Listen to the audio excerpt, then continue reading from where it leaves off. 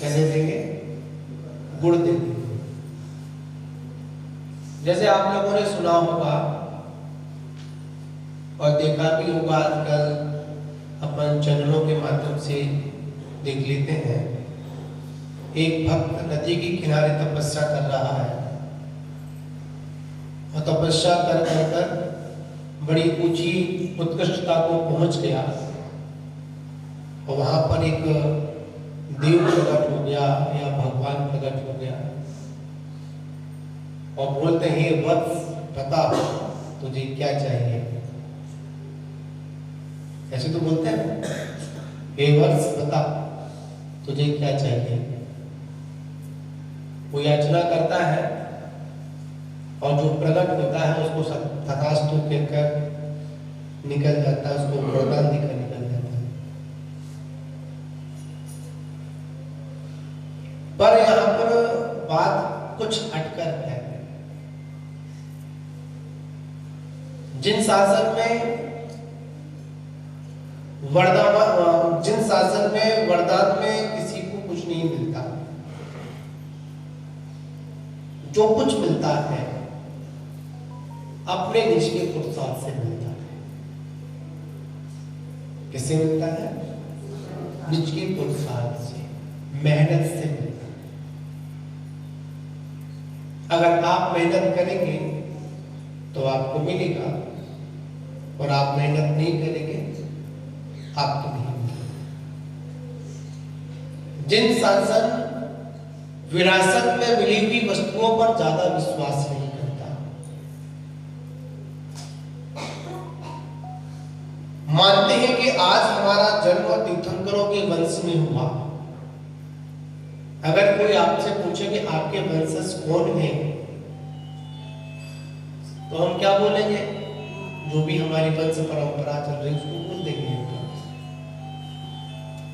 पर वास्तविकता में हमारा जन्म अगर हुआ है तो तीर्थंकरों के वंश में हुआ है। अगर हमारा जन्म हुआ है तो तीर्थंकरों के कुल में हुआ है।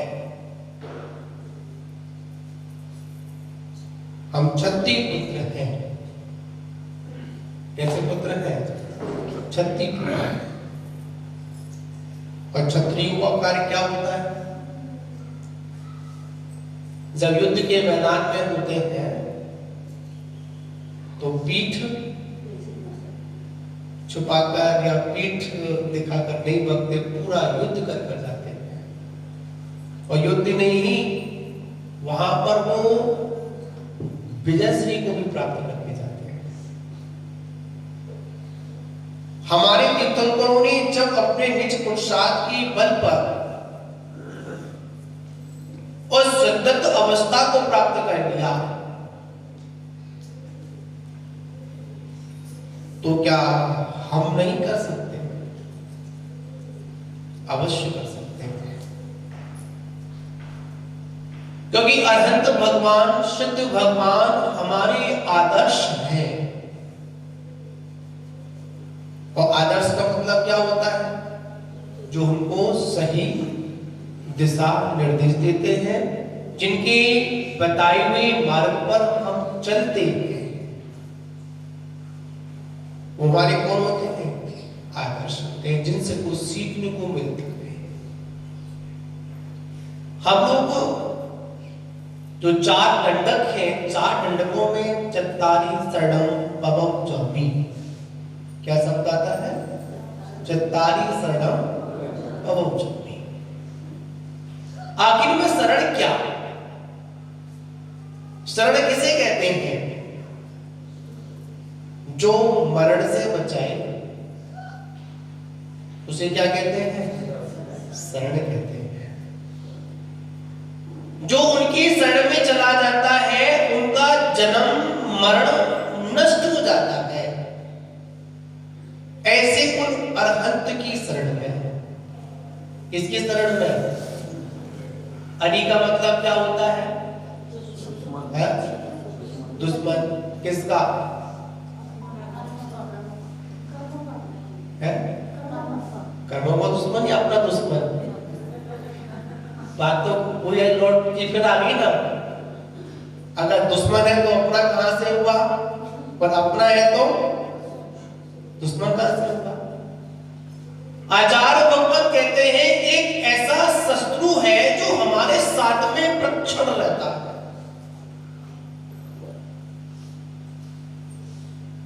वो क्या करता है? हमारे इन आत्मा की गुणों का घात करता है। अभी आप लोगों को चतुर्थ पूजा के अंतर्गत प्रथम अर्घ में अपने एक शब्द आता है, अर्घ वाला छंद है, चहु घाती कर्म नसायो अरहंत परम पद पाए। कौन सा कर्म? घाती कर्म। दो प्रकार कर्म तो 8 प्रकार के, और 8 प्रकार के कर्मों में 2 प्रकार के कर्मों का विभाजन किया गया, एक घातिया कर्म और अघातिया कर्म। घातिया कर्म क्या करता है? आत्मा के जो गुण है उनका घात करता है, और अघातिया क्या करता है? सामान्य को दिक्कत नहीं। महानों विचार करना है अरिहंत। क्या शब्द आया? शब्द बहुत सुंदर है, और जब अर्थ निकालते हैं तो अरि माने शत्रु और हंत माने हनन कर दिया, नष्ट कर दिया। किसने? अनंत ने। बोलते ना, निजी कर्म काट करके आप सिद्ध हो लिए, निजी कर्म काट करके आप सिद्ध हो लिए, तारण तरण तुम्ही हो जिनवाणी बताए, तारण तरण तुम्ही हो जिनवाणी बताए, अरिहंत देव स्वामी। कहां पर आए? इनकी शरण में आए, अनंत भगवान की शरण में, जिन्होंने कर्म शत्रुओं का हनन कर दिया है, और जिन्होंने कर्म शत्रुओं का हनन करने के बाद ऐसा दिव्य उपदेश दिया, ऐसी दिव्य देशना दी, जिस देशना का जिसने श्रवण किया वह स्वयं चलकर उस देशना का स्वामी बन गया। क्या बन गया? उस देशना का स्वामी बन गया। आज चतुर्थ पूजा के अंदर वास्तविकता में देखा जाए बड़ा सारपूर्ण विषय है। रिद्धियां और सिद्धियां। क्या शब्द है? रिद्धियां और सिद्धियां। थोड़ा समय आप अपना मुझे समय दे देना, आप थोड़ा समय दे देना। हाँ, आपके चरणों में अभी चलेगा। हाँ जी बिल्कुल। रिद्धियां और सिद्धियां। बड़ा सुंदर एक प्रसंग आता है, पढ़ने को आया। जीवराज को अगर जिनराज बनना है, पंडित जी, किसको? जीव कौन? बोलो बोलो, किसके लिए ये बात किसके लिए बोली जा रही है? सभी को बड़े मजबूती के साथ बोलना है। अगर जीवराज को अगर जिनराज बनना है तो मुनराज अवश्य बनना पड़ेगा। बिना मुनराज के कोई जीवराज जिनराज नहीं बन पाता है। इस बात को आप अपने जीवन में उतार लेना। जीवराज कौन? हम स्वयं आत्मा। किनके वंश की? तीर्थंकरों के वंश की है। और ऐसा वंश जिनका शासन एक स्थान पर नहीं चलता, जिनके शासन में ऐसी कोई व्यवस्था नहीं है कि 5 वर्ष के बाद 3 वर्ष के बाद शासन बदल जाए, जिनका शासन तीनों लोकों में चलता है। और ऐसा नहीं कि हम लोग छठे काल में अभी मतलब भरत और ऐरावत क्षेत्र है, यहाँ पर तो एक समय के लिए काल परिवर्तन हो जाएगा, पर याद रखना तीनों लोकों में अगर किसी का शासन चल रहा है तो जिन शासन चल रहा है, ऐसे जिन शासन के हम अनुयायी होने का हमको सौभाग्य प्राप्त हुआ। बड़े पुण्यशाली जीव हम लोग यहाँ पर बैठे हुए हैं आज, और इससे पुण्यशाली इसलिए हैं क्योंकि सिद्धों की आराधना कर रहे हैं, और इतने सारे लोग बैठे हैं। चाहे मंदिर के बाहर जाने के बाद कुछ भाव अगर इधर से उधर भी हो जाए तो हो जाते होंगे, पर जब तक सिद्धों की आराधना है, जब तक ये अर्घ बोले जा रहे हैं ना, तब तक तो मन में यही आता है, अरे घरवार छोड़ो, यही सच्चा मार्ग है, कोई सच्चा मार्ग है ही नहीं। कब तक?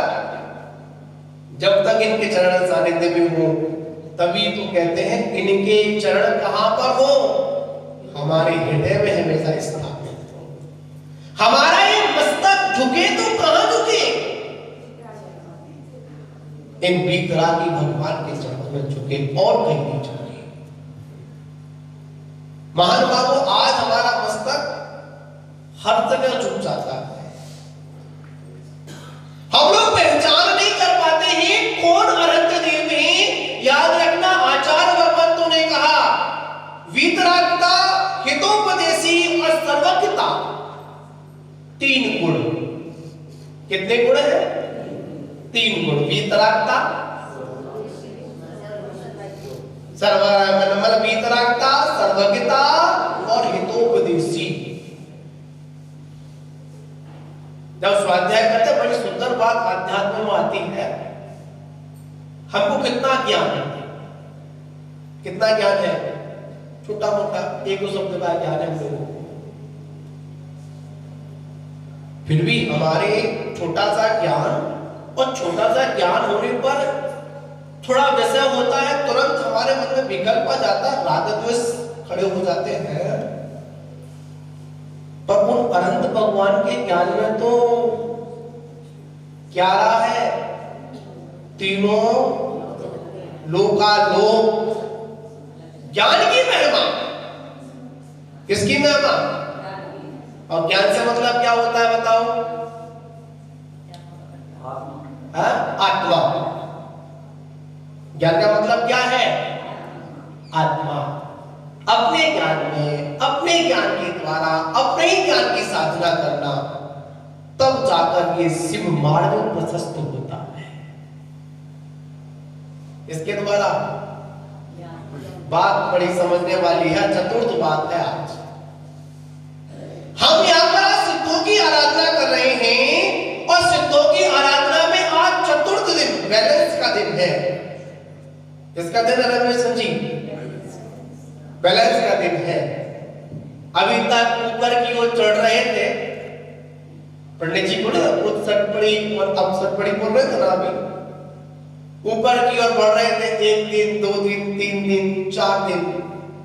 अब क्या होगा? डाउन। 5 दिन, 6 दिन, 7 दिन और 8 बैलेंस का दिन है। और जो अपने जीवन में बैलेंस बना लेता है, जो तीनों लोगों की वस्तुओं में बैलेंस बनाकर चलता है, वही आगे चलकर अनंत पद को प्राप्त करता है। जो विकारों में, मन में अनेक तरह के विकल्प आते हैं ना, चाहे वो शुभ रूप में हो और चाहे अशुभ रूप में हो, बैलेंस दोनों में बना करके तब जाकर केवल ज्ञान की प्राप्ति होती है। और प्राप्ति किनको होती है? जो गुरुराज होते हैं। और उन अनंत भगवान ने 2 प्रकार का उपदेश दिया, एक श्रवण का और एक श्रावण का। 2 उपदेश है ना तीर्थंकरों के। ऋषभदेव भगवान के इतने, ऋषभदेव भगवान का क्या संदेश? कृषि करो, ऋषि बनो या कृषि करो। सबसे पहले किसका बनने का उपदेश दिया है जी? ना नहीं दिया। किसका बनने का उपदेश दिया? मुनि बनने को उपदेश दिया। सागा धर्म व्रत में पंडित आसाधर जी ने मंगलाचरण की रूप मट्टी का में सुंदर बात उन्होंने कही। अगर जब कोई श्रावक मुनराज के पास आता है और नमोस्तु ज्ञापित करता है, अपनी विनय प्रस्तुत करता है, तो मुनि महाराज सबसे पहले क्या बनने का उपदेश देते हैं? चुल्लक बनने का नहीं देते हैं। क्या उपदेश देते हैं? मुनि बनने का उपदेश देते हैं। मुनि बनिए, उत्कृष्ट उपदेश देते हैं। चुल्लक नहीं बनाते, ब्रह्मचारी नहीं बनाते हमारे यहाँ पर, कहते मुनि। हमारे गुरु महाराज कह देते है इच्छा तो तुरंत ले लो दीक्षा। क्या बोलते हैं? अगर है इच्छा तो तुरंत क्या ले लो? दीक्षा ले लो। हमारे गुरु महाराज स्पष्ट बोलते थे। फिर तो कहते हैं अब सौंप दिया इस जीवन का, अब भार तुम्हारे चरणों में, अब जीत तुम्हारे चरणों में, अब हार तुम्हारे चरणों में। याद रखना, जिस क्षण आपके अंदर संसार से पार होने के भाव प्रकट हो, देरी मत कर दीक्षा लेने में। ऐसे भाव पता नहीं कितने पुण्य के प्रताप से बनते हैं। अगर कोई गुरु अगर आपको मुनि बनने का उपदेश देना, अगर गुरु महाराज आप लोगों से कहे आप व्रत को स्वीकार करिए, आपके कल्याण की अगर बात कहे ना, तो पंडित दौलतराम जी ने कहा कहे सीख गुरु। क्या शब्द आया? कहे सीख गुरु करुणाधार। जब गुरुओं के अंतरंग में करुणा आती है ना, तब वो इस संसार के भव आत्माओं को भव सागर से पार होने का उपदेश देते हैं। गुरुओं का उपदेश कैसा है? भव सागर से पार होना। क्यों? क्योंकि यही मुनराज आगे चलकर क्या बनेंगे? जिनराज बनेंगे। आज चतुर्थ दिन में कितने मुनराजों की आराधना है? कौन से मुनराजों की आराधना है?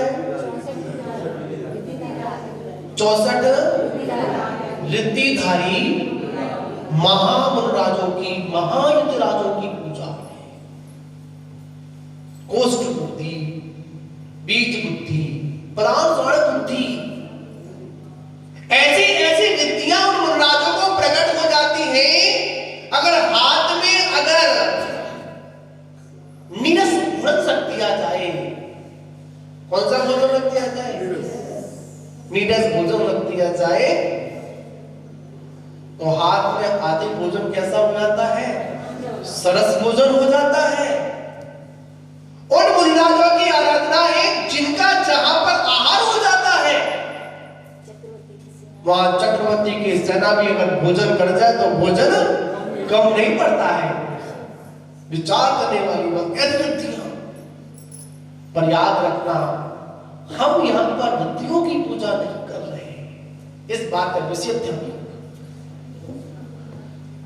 चक्रवर्ती जी बैठे, विकास भाई, किसकी पूजा नहीं कर रहे हैं अपन? रिद्धियों की पूजा नहीं कर रहे हैं अपन। उन रिद्धिधारी मुनराजों की पूजा कर रहे हैं, उन रत्नधारी मुनराजों की पूजा कर रहे हैं जो मोक्ष मार्ग पर लगे हैं, जो आगे चलकर जिनराज बनेंगे। ऐसे जिनराजों की पूजा बोलते ना कि जो भावी सिद्ध, कल बोला तो भजन है कि सिद्धों की श्रेणी में आने वाले जिनका नाम है, ऐसे तीनों लोकों के सभी मुनराजों को हमारा सादर प्रणाम है। ऐसे मुनराजों की पूजा। पता है जब रिद्धियां सिद्ध होती हैं तो मुनराजों को खुद नहीं पता होती मुझे रिद्धियां सिद्ध हो गई हैं। बड़े आश्चर्य की बात आप लोग मानेंगे यार। हमारे निर्गत गुरुराज इतने ही निर्लिप्त होते हैं, रिद्धियां प्राप्त हो जाती हैं, सिद्धियां प्राप्त हो जाती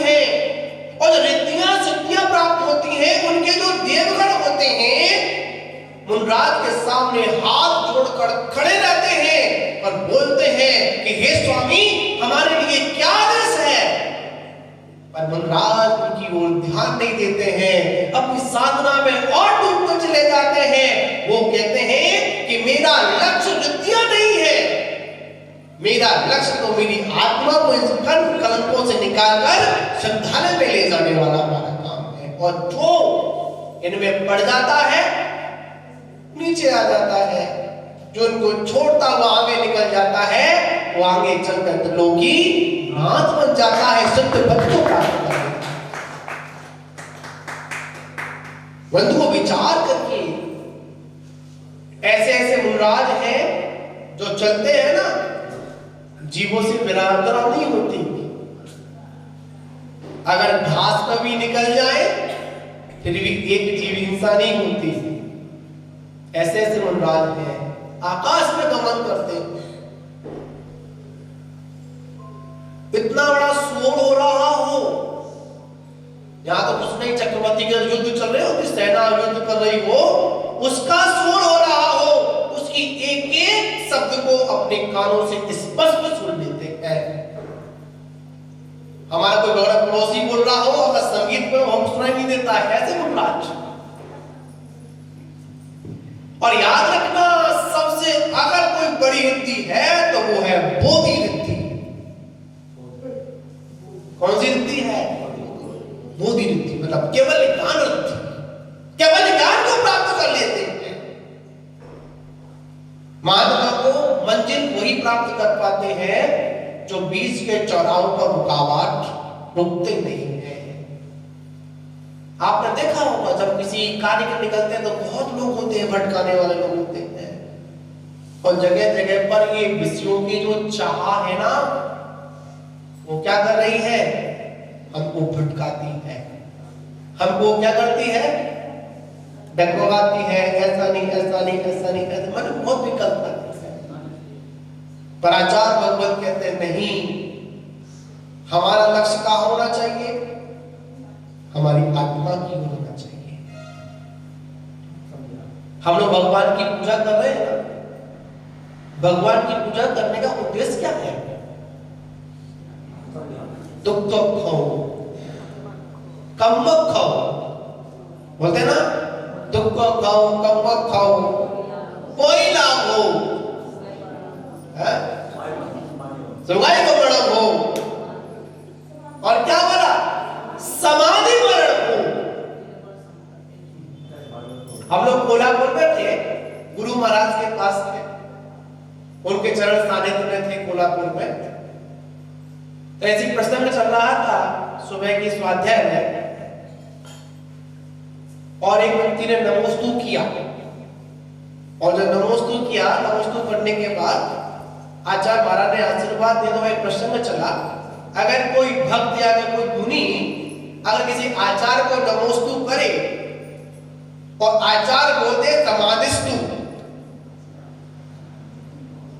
जी क्या बोलते? समाधिस्तु। सामने वाला भड़क जाएगा, अरे ये क्या आशीर्वाद दिया? समाधि का, मरने का आशीर्वाद दिया। अरे धर्म वृद्धि का देते, धन वृद्धि का देते, ये कैसा आशीर्वाद दे दिया? समाधि, समाधि हो। याद रखना, जिन शासन ऐसा शासन है, यहाँ पर मृत्यु को मृत्यु नहीं, यहाँ पर मृत्यु को मृत्यु महोत्सव कराया जाता है, उसको समाधि मरण कहते हैं। हर व्यक्ति जीना चाहता, मरना तो कोई नहीं चाहता है। पर याद रखना, जब जन्म हुआ है तो मरण निश्चित होगा, अरहंतों का भी मरण हुआ। कौन सा मरण हुआ? पंडित मरण। मरण कैसे कहते हैं? जन्म कहते हैं संयोग को, और मरण कहते हैं वियोग को। जहां पर संयोग हो गया वहां पर जन्म हो गया, और जहां पर वियोग हो गया वहां पर मरण हो गया। पर आचार्य भगवान कहते हैं हमको अपने जीवन को क्या करना है? संभालना है। अगर भगवान बनना है तो कैसे बनोगे? एक बार सिद्धों से वार्तालाप करो। किनसे वार्तालाप करो? एक भजन भी है, प्रभु खत लिखता हूं। कौन सा भजन है?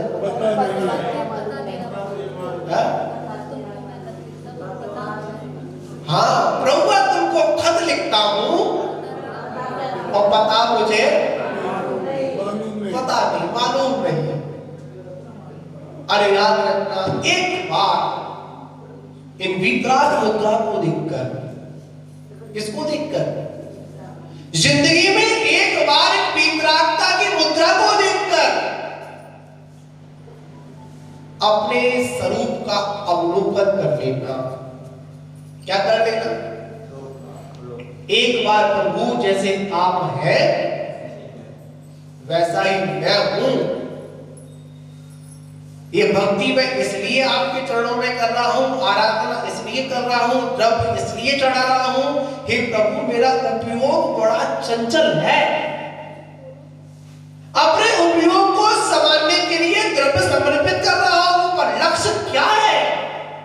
मेरा उपयोग मेरे में स्थिर हो और कब इस पद की प्राप्ति हो।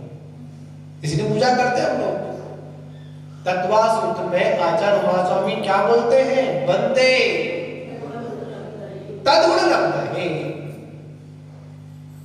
मैं इसलिए नमस्कार कर रहा हूं कि जो गुण है वो मुझे प्राप्त हो। आप लोग स्कूल पढ़ने गए, सभी लोग गए होंगे। टीचर के पैर क्यों छुए? क्यों छूते हैं अपन? इसलिए कि जो शिक्षा आपके अंदर है ना, वो शिक्षा मुझे मिले। हम यहां पर भगवान नमस्कार क्यों कर रहे हैं? हे प्रभु, आपके पास जो आचरण है, जिस आचरण के मार्ग पर आप चढ़े, जहां जहां पर आपने चरण रखे, जैसे जैसे रखे, वैसे वैसे उन आचरणों को मैं स्वीकार करूं और जैसे आप चले वैसा मैं भी चलूं। संसार विषय सुख होता तीर्थंकर क्यों होता है? उनके पास किस चीज की कमी थी? यही मैं देख रहा था, जब भगवान आदिनाथ की पूजा हो रही थी, सभी लोग भगवान की भक्ति में मगन थे और हमारी इंद्राणी थी, अनीता जी क्या कर रही थी? रत्न लुटा रही थी। ये वही नगरी है, कौन सी? ये सॉरी पर वही नगरी है कि जहां पर वाइष्णव तीर्थंकर नेमिनाथ का जब जन्म और गर्भ का लड़क था, तो 15 माह तक रत्नों की वर्षा इसी नगरी सोनीपुर में हुई थी। वही नगरी है। और इतने रत्न बरसाए, और मैं सोचना में विचार भी कर रहा था, लुटाने में मजा आता है या लूटने में मजा आता है? बताओ किसे मजा आता है? जो मजा लूटने में आता है, जो आनंद लूटने में आता है, वो आनंद लुटाने में नहीं आता है। वो धनपति कुबेर कितने दिनों तक? 15 माह तक रत्नों की वर्षा, एक बार में नहीं, दिन में कितनी बार? 3 बार रत्नों की वर्षा। और एक बार में कितनी करता है? 3.5 करोड़। हे भगवान, एक बार में शायद इंद्र का, कुबेर का खजाना खाली हो गया होगा। नहीं, याद रखना, लुटाने से खजाना खाली नहीं होता, बढ़ता है। वह खजाना लुटाया गया। महान विचार करना। एक बार आचार्य महावीर कीर्ति जी महाराज से एक व्यक्ति ने पूछा कि महाराज बताओ, वो सौदागर मित्र की आज्ञा से धनपति कुबेर ने रत्नों की वर्षा की, आगे वो रत्न कहां गए? कौन पूछ रहे थे? पूछ रहे थे ना, रत्न कहां गए ना? यहाँ तो रत्नों की व्यवस्था ये है, भगवान के पाद में जो आ जाए, एक बार अगर भगवान के चरणों में अगर आप सच्चे मन से समर्पित हो गए, आप घर वापस नहीं जाएंगे यार। अगर घर वापस जा रहे हैं तो कहीं ना कहीं आपके समर्पण में कमी है। जंगलों में राजा महाराजाओं को दर्शन हुए, एक बार समर्पित हुए तो घर जाकर जाने की हिम्मत नहीं की। ये नहीं कहा कि चलो भाई चाबी बेटे को दे के आ जाओ, ऐसा नहीं किया उन्होंने। तुरंत वहीं पर सारे के सारे वस्त्र उतार कर दीक्षा को स्वीकार कर लिया। वो चौथा काल था, चौथा काल था, ये पंचम काल है। कोई बात नहीं। ऐसे भी एक हमारे संघ में कुलराज थे, मुनि सुपार सागर जी महाराज। सुपार सागर जी महाराज श्री गुरु महाराज के दर्शन करने गए, खाली बस वापस लौट के नहीं गए। गुरु महाराज ने कहा, उन्होंने कहा महाराज मेरा कल्याण कैसे होगा? महाराज बोले कोई बात नहीं, दीक्षा ले। तुरंत दीक्षा हो गई, ना बिनौली ना मेहंदी, कुछ नहीं। जो कपड़े पहने थे वो कपड़े उतारने थे और गुरु महाराज को पीछे देनी थी, बस इतना काम हुआ। इसका कुछ हुआ ही नहीं, तुरंत दीक्षा हो गई। तो बात रही रत्न कहां गए, है ना? रत्न कहां गए? तो आचार्य महाराज ने सुंदर बात कि रत्न आज भी वहीं पर है। फर्क सिर्फ इतना है कि हमारा पुण्य कम हो गया है। याद रखना, जो पुण्य का उदय होता है, हाथ में आया हुआ मिट्टी भी क्या बन जाती है? सोना बन जाए। पुण्य का, तीव्र पुण्य का उदय होता है।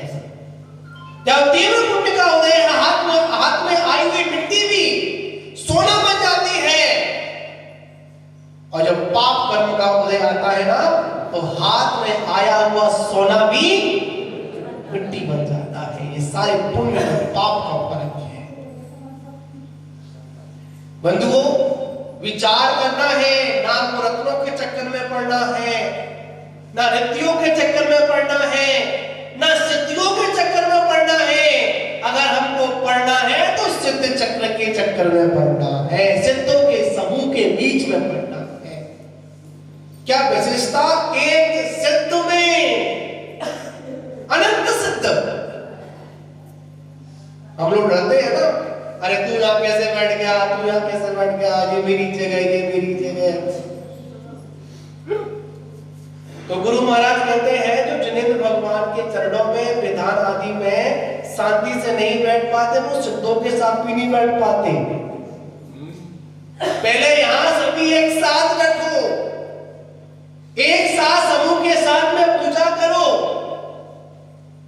चक्र का मतलब क्या होता है? समूह। और समूह का मतलब क्या? वैसे चाहते रमेश जी अकेले आते और विधान करके चले जाते।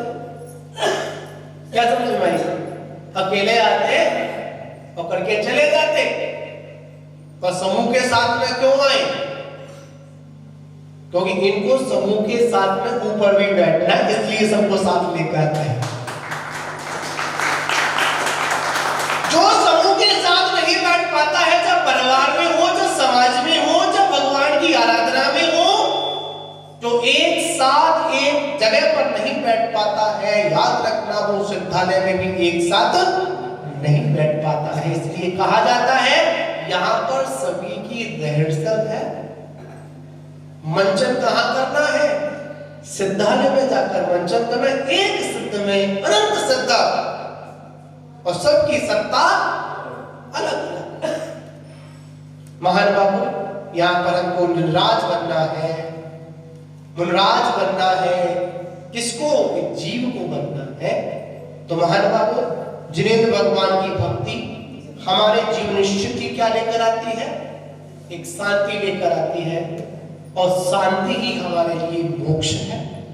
मोह और मोक्ष में कभी आपस में नहीं बनी, अंतर भी ज्यादा नहीं है। मोह में हा है और मोक्ष में छा है। जहां पर मोह है, मोह हा, जिंदगी भर हाय हाय करते रहो, कुछ नहीं मिलेगा। आई बोल रहे थे कि 4 दिन की जिंदगी, कैसे बोलते हैं? ऐसे नहीं है, 4 दिन की चांदनी फिर अंधेरी रात है। तो महान बाबू ये 4 दिन की जिंदगी में जितना हो सके हम जिनेंद्र भगवान की आराधना करते रहें और मन में यही लक्ष्य रखें। एक बार मन में यही भावना बस आए कि भगवान आपकी पूजा करते करते कब मैं आपका जैसा बन जाऊं मुझे नहीं पता, पर हाँ मेरा लक्ष्य क्या है, आपके जैसा बनना। इसी के साथ प्रणाम। जय बोलो अनंतानंद सिद्धि परमेश्वरी भगवान की। परम पूज्य श्री ने अपन सभी के लिए मंगलमयी दिव्य देशना मंगलमयी आशीर्वाद प्रदान किया। सभी अपने स्थान पर खड़े होकर विजयवाणी स्तुति करेंगे। जावाणी के ज्ञान ते सूर्य लोकालो सोवाणी मस्तक जपी आप सिद्ध होलिए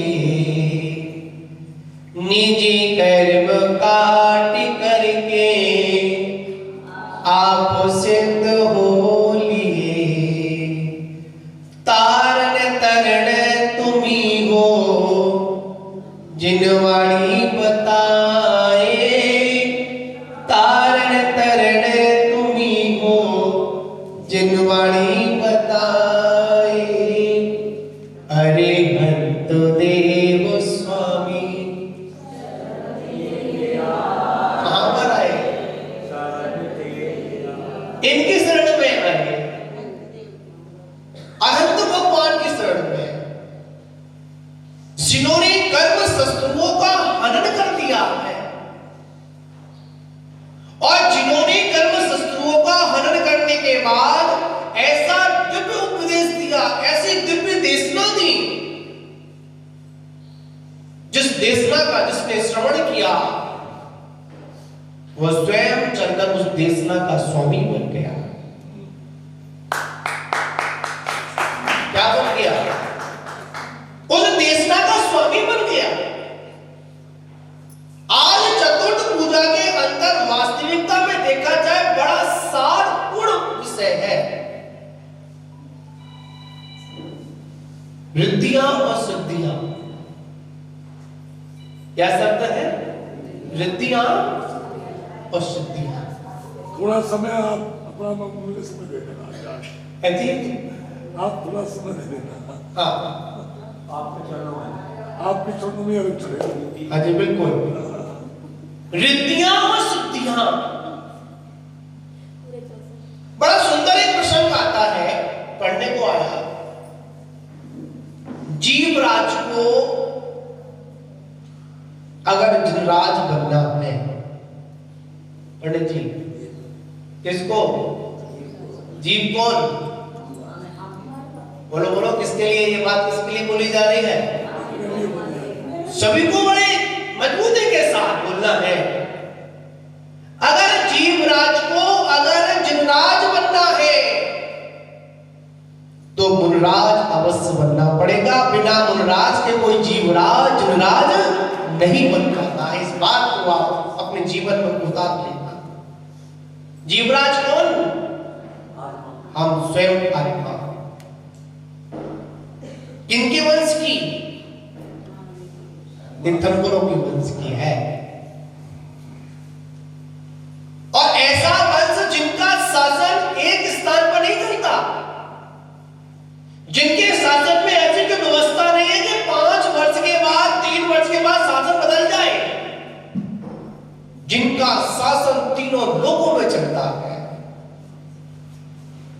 और ऐसा नहीं कि हम लोग छठे काल में अभी मतलब भरत और ऐरावत क्षेत्र है, यहां पर तो एक समय के लिए काल परिवर्तन हो जाएगा, पर याद रखना तीनों लोकों में अगर किसी का शासन चल रहा है तो जिन शासन चल रहा है,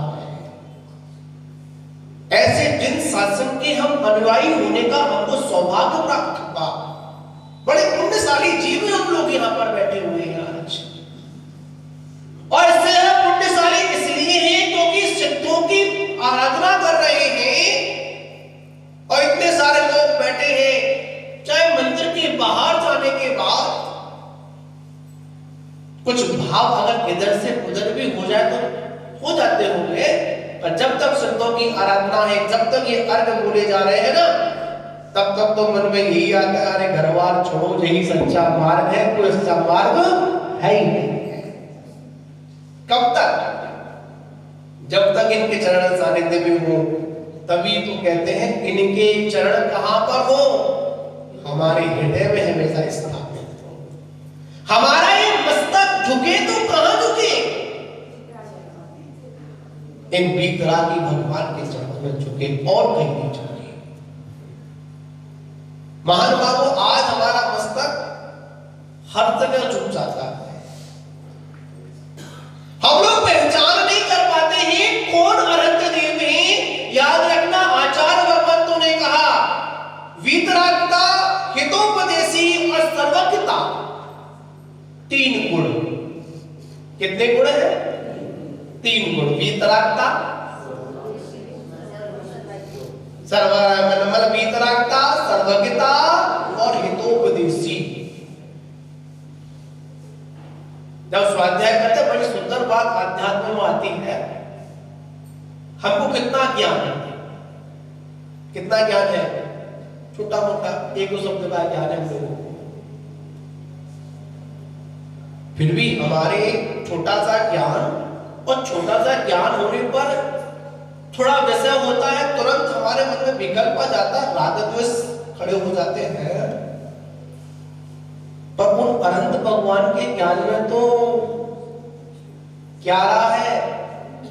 तीनों लोकालोक ज्ञान की महिमा। किसकी महिमा? और ज्ञान से मतलब क्या होता है बताओ? आत्मा। ज्ञान का मतलब क्या है? आत्मा। अपने ज्ञान में, अपने ज्ञान के द्वारा, अपने ही ज्ञान की साधना करना, तब जाकर ये शिव मार्ग प्रशस्त होता है। इसके द्वारा बात बड़ी समझने वाली है, चतुर्थ बात है। आज हम यहां पर सिद्धों की आराधना कर रहे हैं, और सिद्धों की आराधना में आज चतुर्थ दिन, बैलेंस का दिन है। किसका दिन है रमेश जी? बैलेंस का दिन है। अभी तक ऊपर की ओर चढ़ रहे थे, पंडित जी को ना सटपड़ी और अब सटपड़ी बोल रहे थे ना, अभी ऊपर की ओर बढ़ रहे थे। 1 दिन, 2 दिन, 3 दिन, 4 दिन। अब क्या होगा? डाउन। 5 दिन, 6 दिन, 7 दिन और 8 दिन। आज बैलेंस का दिन है। और जो अपने जीवन में बैलेंस बना लेता है, जो तीनों लोगों की वस्तुओं में बैलेंस बनाकर चलता है, वही आगे चलकर अनंत पद को प्राप्त करता है। जो विकारों में, मन में अनेक तरह के विकल्प आते हैं ना, चाहे वो शुभ रूप में हो और चाहे अशुभ रूप में हो, बैलेंस दोनों में बना करके तब जाकर केवल ज्ञान की प्राप्ति होती है। और प्राप्ति किनको होती है? जो गुरुराज होते हैं। और उन अनंत भगवान ने 2 प्रकार का उपदेश दिया, एक श्रवण का और एक श्रावण का। 2 उपदेश है ना तीर्थंकरों के। ऋषभदेव भगवान के इतने, ऋषभदेव भगवान का क्या संदेश? कृषि करो, ऋषि बनो या कृषि करो। सबसे पहले किसका बनने का उपदेश दिया है जी? ना, नहीं दिया। किसका बनने का उपदेश दिया? मुनि बनने का उपदेश दिया। सागा धर्म व्रत में पंडित आसाधर जी ने मंगलाचरण की रूप मट्टी का में सुंदर बात उन्होंने कही। अगर जब कोई श्रावक मुनराज के पास आता है और नमोस्तु ज्ञापित करता है, अपनी विनय प्रस्तुत करता है, तो मुनि महाराज सबसे पहले क्या बनने का उपदेश देते हैं? चुल्लक बनने का नहीं देते हैं। क्या उपदेश देते हैं? मुनि बनने का उपदेश देते हैं। मुनि बनिए, उत्कृष्ट उपदेश देते हैं। चुल्लक नहीं बनाते, ब्रह्मचारी नहीं बनाते हमारे यहाँ पर, कहते मुनि। हमारे गुरु महाराज कहते थे, है इच्छा तो तुरंत ले लो दीक्षा। क्या बोलते हैं? अगर है इच्छा तो तुरंत क्या ले लो? दीक्षा ले लो। हमारे गुरु महाराज स्पष्ट बोलते थे। फिर तो कहते हैं, अब सौंप दिया इस जीवन का, अब भार तुम्हारे चरणों में, अब जीत तुम्हारे चरणों में, अब हार तुम्हारे चरणों में। याद रखना, जिस क्षण आपके अंदर संसार से पार होने के भाव प्रकट हो, देरी मत करो दीक्षा लेने में। ऐसे भाव पता नहीं कितने पुण्य के प्रताप से बनते हैं। अगर कोई गुरु अगर आपको मुनि बनने का उपदेश देना, अगर गुरु महाराज आप लोगों से कहे आप व्रत को स्वीकार करिए, आपके कल्याण की अगर बात कहे ना, तो पंडित दौलतराम जी ने कहा, कहे सीख गुरु। क्या शब्द आया? कहे सीख गुरु करुणाधार। जब गुरुओं के अंतरंग में करुणा आती है ना, तब वो इस संसार के भव आत्माओं को भव सागर से पार होने का उपदेश देते हैं। गुरुओं का उपदेश कैसा है? भव सागर से पार होना। क्यों? क्योंकि यही गुरुराज आगे चलकर क्या बनेंगे? जिनराज बनेंगे। आज चतुर्थ दिन में कितने मुनिराजों की आराधना है? कौन से मुनिराजों की आराधना है? 64 रिद्धिधारी महामुनिराजों की, महायुद्धराजों की पूजा है। कोष्ठ बुद्धि, बीज बुद्धि, परांसवाण बुद्धि, ऐसी ऐसी विद्या उन मुनिराजों को प्रकट हो जाती है। अगर हाथ में अगर नीरस भोजन रख दिया जाए, कौन सा भोजन रख दिया जाए? नीरस भोजन रख दिया जाए, तो हाथ में आदि भोजन कैसा हो जाता है? सरस भोजन हो जाता है। उन मुनिराजों की आराधना है जिनका जहां पर आर हो जाता है, वहां चक्रवर्ती की सेना भी अगर भोजन कर जाए तो भोजन कम नहीं पड़ता है। विचार करने वाली बात ऐसी। पर याद रखना, हम यहां पर बुद्धियों की पूजा नहीं कर रहे हैं। इस बात का विशेष ध्यान रखना। चक्रवर्ती जी बैठे, विकास भाई, किसकी पूजा नहीं कर रहे हैं अपन? रिद्धियों की पूजा नहीं कर रहे हैं अपन। उन रिद्धिधारी मुनिराजों की पूजा कर रहे हैं, उन रत्नधारी मुनिराजों की पूजा कर रहे हैं जो मोक्ष मार्ग पर लगे हैं, जो आगे चलकर जिनराज बनेंगे। ऐसे जिनराजों की पूजा बोलते हैं ना कि जो भावी सिद्ध, कल बोला भजन है कि सिद्धों की श्रेणी में आने वाले जिनका नाम है, ऐसे तीनों लोकों के सभी मुनिराजों को हमारा सादर प्रणाम है। ऐसे मुनिराजों की पूजा। पता है, जब रिद्धियां सिद्ध होती हैं तो मुनिराजों को खुद नहीं पता होती मुझे रिद्धियां सिद्ध हो गई हैं। बड़े आश्चर्य की बात आप लोग मानेंगे यार। हमारे निर्गत गुरुराज इतने ही निर्लिप्त होते हैं, रिद्धियां प्राप्त हो जाती हैं, सिद्धियां प्राप्त हो जाती हैं। और रिद्धियां सिद्धियां प्राप्त होती हैं, उनके जो देवगण होते हैं मुनिराज के सामने हाथ जोड़कर खड़े रहते हैं और बोलते हैं कि हे स्वामी, हमारे लिए क्या आदेश है? पर मुनिराज उनकी ओर ध्यान नहीं देते हैं, अपनी साधना में और डूबते चले जाते हैं।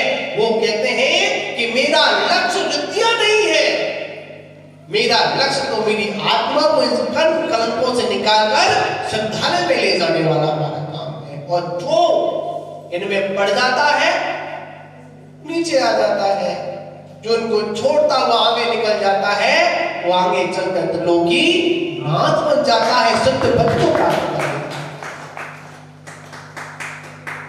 बंधुओं, विचार करके ऐसे ऐसे मुनराज हैं जो चलते हैं ना, जीवों से बिरादरा नहीं होती।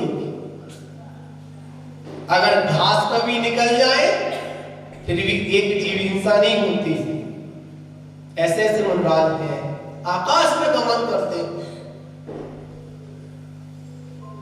इतना बड़ा शोर हो रहा हो, यहां तो कुछ नहीं, चक्रवर्ती के युद्ध चल रहे हो, कि सेना युद्ध कर रही हो, उसका शोर हो रहा हो, उसकी एक एक शब्द को अपने कानों से स्पष्ट सुन लेते हैं।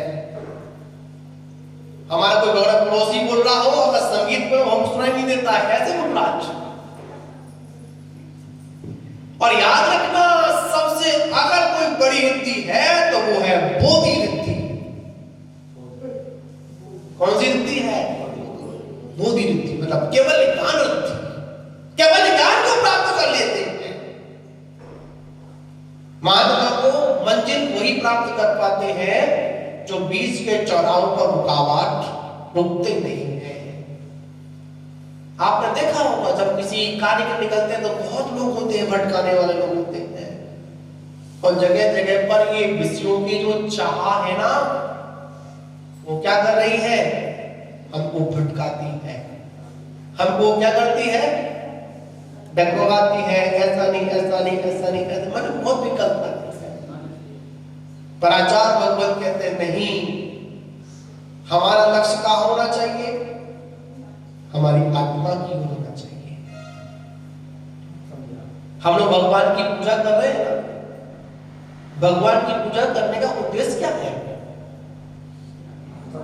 दुख तो खाओ, कम मत खाओ, बोलते ना, दुख को खाओ, कम मत खाओ, कोई लाभ हो, सुगाई को बड़ा हो, और क्या बोला? समाधि मरण हो। हम लोग कोल्हापुर में थे, गुरु महाराज के पास थे, उनके चरण सानिध्य में थे कोल्हापुर में। तो ऐसी प्रसंग चल रहा था सुबह की स्वाध्याय में,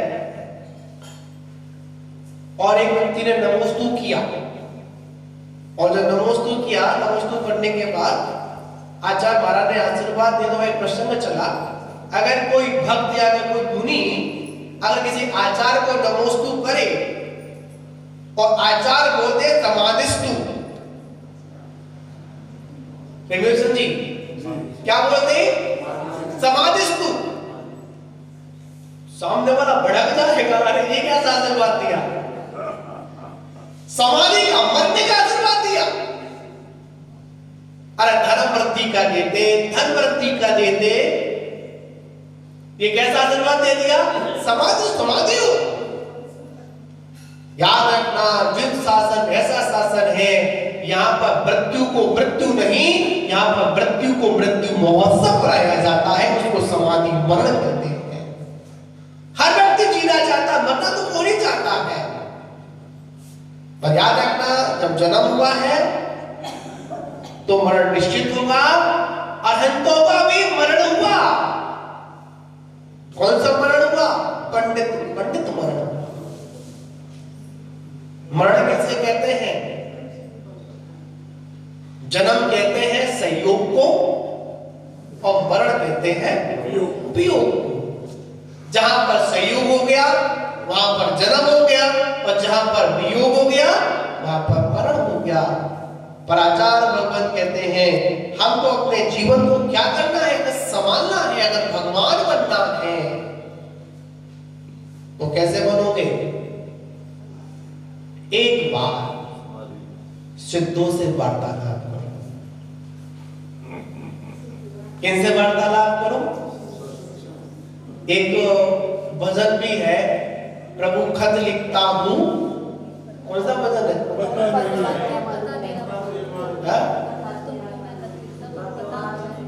हाँ, प्रभु तुमको खत लिखता हूं और पता मुझे पता नहीं, मालूम नहीं।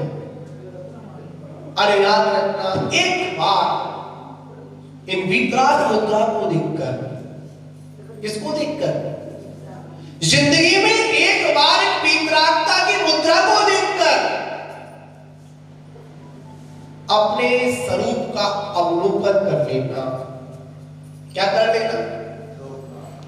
एक बार प्रभु जैसे आप हैं वैसा ही मैं हूं। ये भक्ति मैं इसलिए आपके चरणों में कर रहा हूं, आराधना इसलिए कर रहा हूं, द्रव्य इसलिए चढ़ा रहा हूं। हे प्रभु, मेरा उपयोग बड़ा चंचल है। अपने उपयोग को संभालने के लिए द्रव्य समर्पित कर रहा हूं, पर लक्ष्य क्या है? मेरा उपयोग मेरे में स्थिर हो और कब इस पद की प्राप्ति हो। इसलिए पूजा करते हैं हम लोग। तत्वा सूत्र में आचार्य महास्वामी क्या बोलते हैं? बंदे तद्गुण लभते। मैं इसलिए नमस्कार कर रहा हूं कि जो गुण है वो मुझे प्राप्त हो। आप लोग स्कूल पढ़ने गए, सभी लोग गए होंगे। टीचर के पैर क्यों छुए? क्यों छूते हैं अपन? इसलिए कि जो शिक्षा आपके अंदर है ना, वो शिक्षा मुझे मिले। हम यहां पर भगवान नमस्कार क्यों कर रहे हैं? हे प्रभु, आपके पास जो आचरण है, जिस आचरण के मार्ग पर आप चढ़े, जहां जहां पर आपने चरण रखे, जैसे जैसे रखे, वैसे वैसे उन आचरणों को मैं स्वीकार करूं और जैसे आप चले वैसा मैं भी चलूं। संसार में सुख होता करके होता है। उनके पास किस चीज की कमी थी? यही मैं देख रहा था, जब भगवान आदिनाथ की पूजा हो रही थी, सभी लोग भगवान की भक्ति में मगन थे और हमारी इंद्राणी थी, अनीता जी क्या कर रही थी? रत्न लुटा रही थी। ये वही नगरी है, कौन सी? ये स्टोरी पर वही नगरी है कि जहां पर वाइसमें तीर्थंकर नेमिनाथ का जब जन्म और गर्भ का लड़क था, तो 15 माह तक रत्नों की वर्षा किसी नदी सोनीपुर में हुई थी। वही नगरी है। और इतने रत्न बरसाए, और मैं सोचना में विचार भी कर रहा था, लुटाने में मजा आता है या लूटने में मजा आता है? बताओ किसे मजा आता है? जो मजा लूटने में आता है, जो आनंद लूटने में आता है, वो आनंद लुटाने में नहीं आता है। वो धनपति कुबेर कितने दिनों तक? 15 माह तक रत्नों की वर्षा, एक बार में नहीं, दिन में कितनी बार?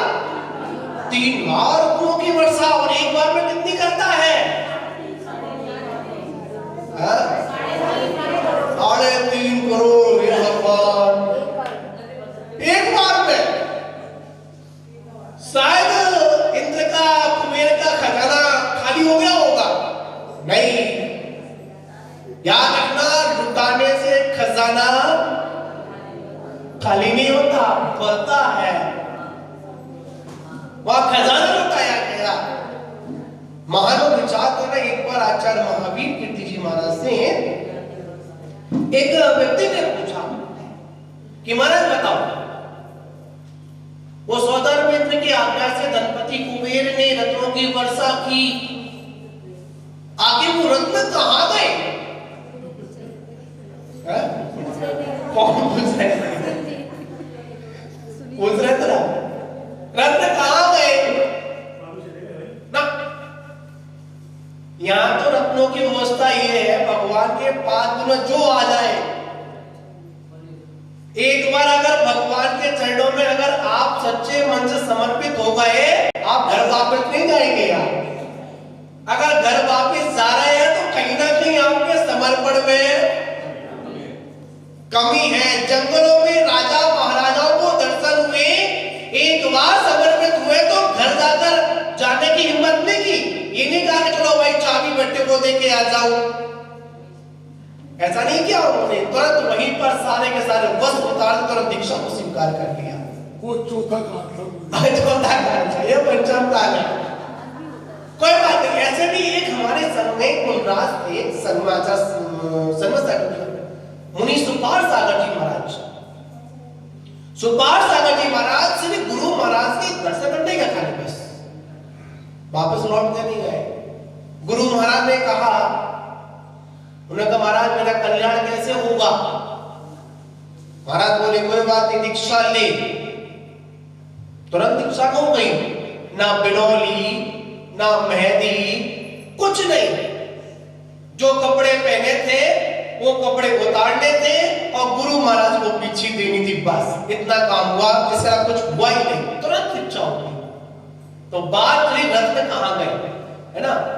रत्न कहाँ गए? तो आचार्य महाराज ने सुंदर बात की, रत्न आज भी वहीं पर है।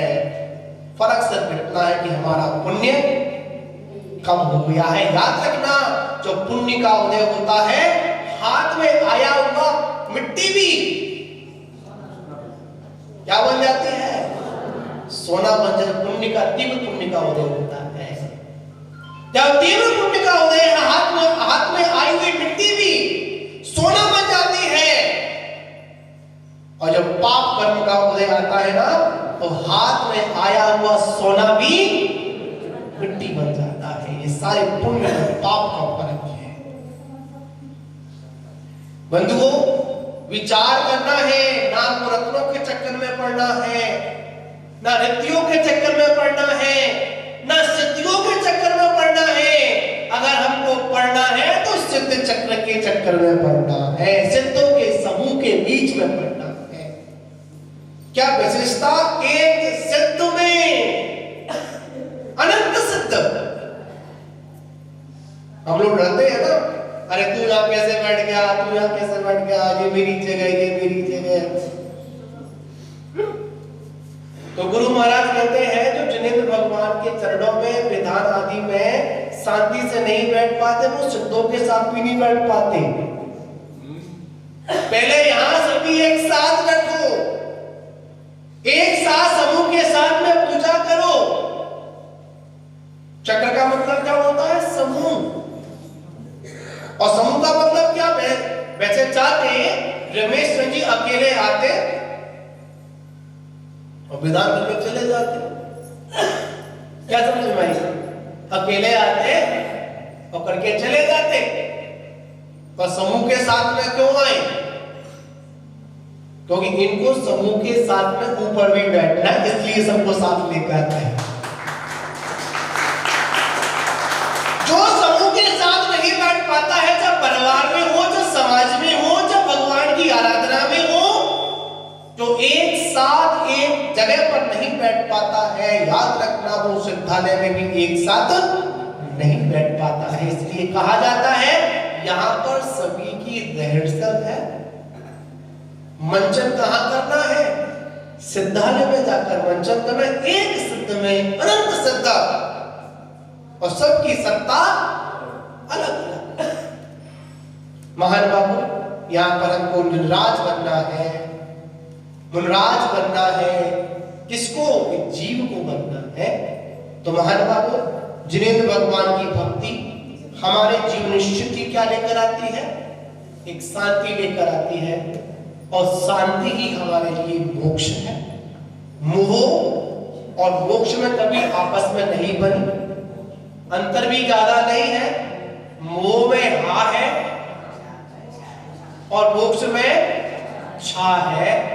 जहां पर मोह है, मोह हा, जिंदगी भर हाय हाय करते रहो, कुछ नहीं मिलेगा। आई बोल रहे थे कि 4 दिन की जिंदगी, कैसे बोलते हैं? ऐसे नहीं है, 4 दिन की चांदनी फिर अंधेरी रात है। तो महान बाबू, ये 4 दिन की जिंदगी में जितना हो सके हम जिनेंद्र भगवान की आराधना करते रहें, और मन में यही लक्ष्य रखें। एक बार मन में यही भावना बस आए कि भगवान आपकी पूजा करते करते कब मैं आपका जैसा बन जाऊं मुझे नहीं पता, पर हाँ मेरा लक्ष्य क्या है? आपके जैसा बनना। इसी के साथ प्रणाम। जय बोलो अनंतानंद सिद्धि परमेश्वरी भगवान की। परम पूज्य श्री ने अपन सभी के लिए मंगलमयी दिव्य देशना मंगलमयी आशीर्वाद प्रदान किया। सभी अपने स्थान पर खड़े होकर विजयवाणी स्तुति करेंगे। जावाणी के ज्ञान ते सूझे लोकालो, सोवाणी मस्तक